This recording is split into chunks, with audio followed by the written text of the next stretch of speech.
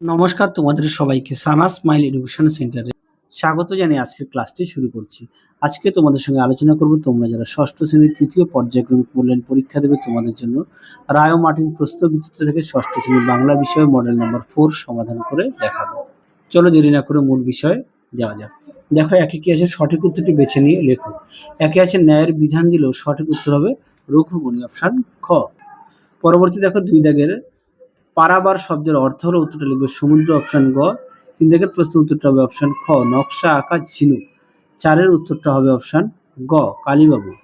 পাঁচের উত্তরটা হবে অপশন গ শনিবার। ছয়ের উত্তরটা হবে অপশন ঘ প্রশান্ত। সাতের উত্তরটা হবে অপশন, সেই প্রশ্ন উত্তরটা আমি একটু কনফিউশনে আছি। হ্যাঁ, আট দাগের প্রশ্ন উত্তরটা হবে যৌগিক শব্দ, অপশন গ। নয়ের উত্তরটা হবে চারটি, অপশন গ। দশের উত্তরটা হবে অপশন গ। 11 দাগের প্রশ্ন উত্তরটা হবে অপশন ঘ। পরবর্তী দেখো এক কথা উত্তর দাও। কত খ্রিস্টাব্দে যতীন্দ্রনাথ দাশের প্রয়াণ ঘটে? উত্তরটা লিখবে 1929 খ্রিস্টাব্দে। দুই দাগে দেখো কোন কবিকে বিদ্রোহী কবি বলা হয়? কবি কাজী নজরুল ইসলামকে। দুই তিন দাগে প্রশ্নটা দেখো, উত্তরটা তোমাদের দেখাই। দেখো উত্তরটি এখান থেকে অবধি লিখবে। প্রতাপাদিত্য কে ছিলেন? এখান থেকে অবধি। পরবর্তী দেখো কুলে কুলে কি দেখা যায়? উত্তর লিখবে সবুজ পৃথিবী। তারপরে দেখো উত্তরটা হবে বিস্কুট। পরবর্তী উত্তরটা হবে কিং কর্তব্য বিমূঢ়। 7 দাগের প্রশ্নের উত্তরটা হবে স্কুলের গেটের সামনে। পরবর্তী দেখো 8 দাগের প্রশ্নের উত্তরটা হবে CCH। 9 দাগের প্রশ্নের উত্তরটা হবে জয়পুরের বেশিরভাগ প্রাসাদ গোলাপি। জয়পুরের বেশিরভাগ প্রাসাদ গোলাপি লিখতে পারো। 10 প্রশ্নের উত্তরটা হবে একাধিক।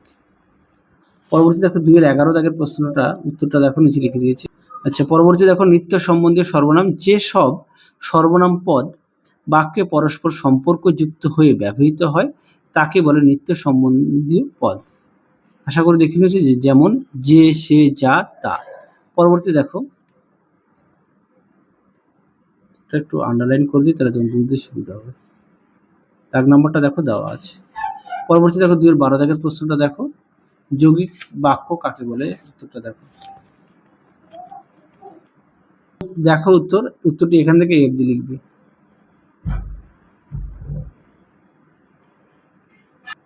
পরবর্তী দেখো 3 এর 1 এর প্রশ্নটা দেখো, উত্তরটা তোমাদের দেখাই। দেখো উত্তরটি এখান থেকে অবধি লিখবে। পরবর্তী দেখো কি আছে 3 এর 2 প্রশ্নটা দেখো, তোমাদের উত্তরটা দেখাই। 3 এর 2 এর প্রশ্নটা দেখো। দেখো উত্তর, তোমরা উত্তরটা এটা লিখতে পারো, পুরোটা লিখে দেবে এখান থেকে অবধি। পরবর্তী দেখো 3 এর 3 এর দেখো প্রশ্নটা, ছায়াময় গ্রামগুলির দেখা যায় তীরে, গ্রামগুলিকে ছায়াময় বলে কেন? দেখো প্রশ্ন উত্তর।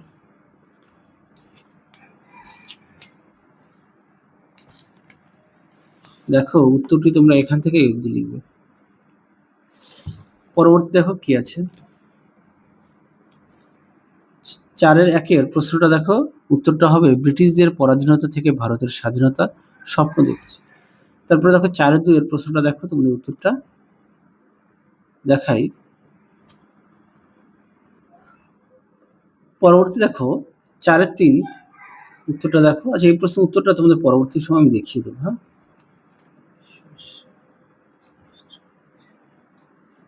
দেখো প্রশ্নের উত্তর তোমরা এখান থেকে অবধি লিখবে। পরবর্তী দেখো, আচ্ছা এই প্রশ্নের উত্তরটি তোমাদের হযবরল বইতে 45 পেজে আছে। আচ্ছা, পরবর্তী দেখো এই প্রশ্নের উত্তরটি হযবরল বইতেই আছে, পেয়ে যাবে। পরবর্তী দেখো যতীন দাস কবে কোথায় চিরনিদ্রায় ঢলে পড়েন? উত্তরটা লিখবে জেলে বন্দী থাকা অবস্থায় 1929 খ্রিস্টাব্দের 13ই নভেম্বর। তার মরদেহ হাওড়া পৌঁছাতে কতদিন সময় লেগেছে? উত্তরটা লিখবে 3 দিন।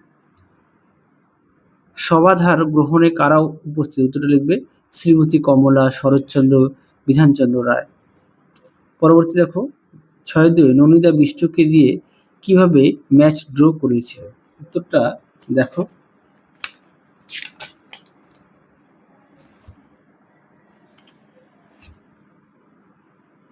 এখান থেকে এই পর্যন্ত লিখবে। দেখো খেলা ড্র হয়ে যাবে।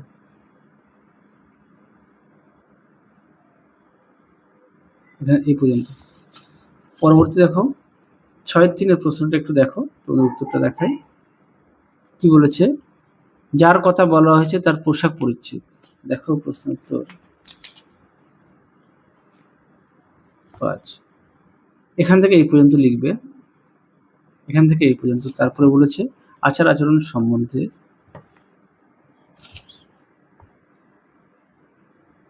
তোমরা আচার আচরণটা এটা একটু লিখে দেবে, হ্যাঁ, এর মধ্যে পড়ে নিয়ে একটু ছোট করে তোমরা লিখবে।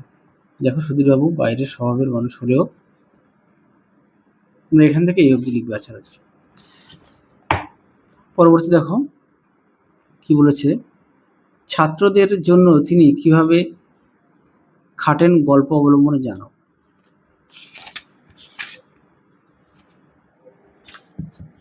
তোমরা এখান থেকে এই অবধি লিখবে।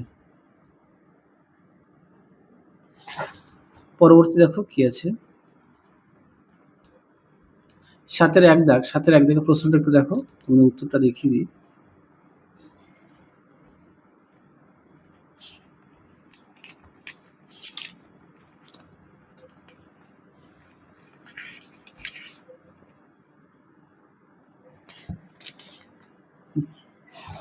কি বলেছে, কে গো মাতর তুলার আসন। দেখো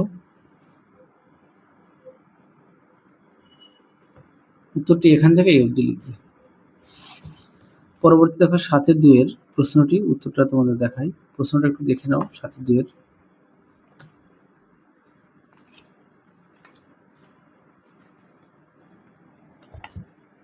দেখো উত্তরটি এখান থেকে এই অবধি লিখবে। পরবর্তী দেখো 7-এর 3-এর প্রশ্নটা দেখো, উত্তরটা দেখায়।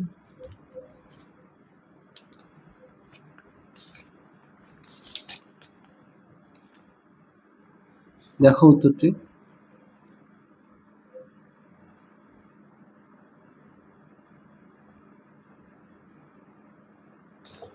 পরবর্তী দেখো, আচ্ছা এই প্রশ্নের উত্তরটা হজবরলতে পেয়ে যাবে। আচ্ছা তাও দেখিয়ে দিই।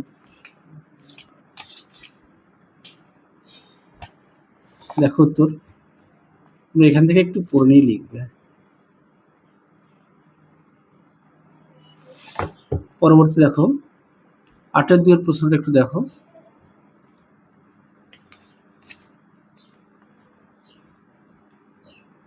দেখো উত্তর এখান থেকে লিখবে। পরবর্তী দেখো বলেছে একটি পত্র রচনা, এটা আগের ভিডিওতে দেওয়া আছে। পরটা দেখো একটা বোধ পরীক্ষণ দেওয়া আছে, একটু দেখে নাও।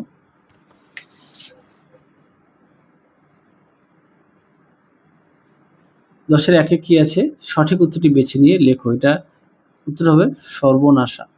পরটা দেখো প্রদত্ত শব্দের যথাযথ প্রতিশব্দ অনুচ্ছেদ থেকে খুঁজে নিয়ে লেখো। আচ্ছা কি আছে, অভিনব, এটা লিখবে অপূর্ব। স্রোতস্বিনী, এটা লিখবে নদ। পরটা লিখবে হ্যাবাচক বাক্যটি লেখো, লিখবে অজয় নামের মানেই হলো অজয়। আচ্ছা পরবর্তী এটা পাঠ্য থেকে একটু দেখে নিও। তাহলে চলো আজকের মতো এখানেই সমাপ্ত করছি, আবার দেখা হবে খুব শীঘ্রই তোমাদের পরবর্তী ভিডিওতে। তোমরা সবাই সুস্থ থেকো, ভালো থেকো, আজকের মতো টাটা।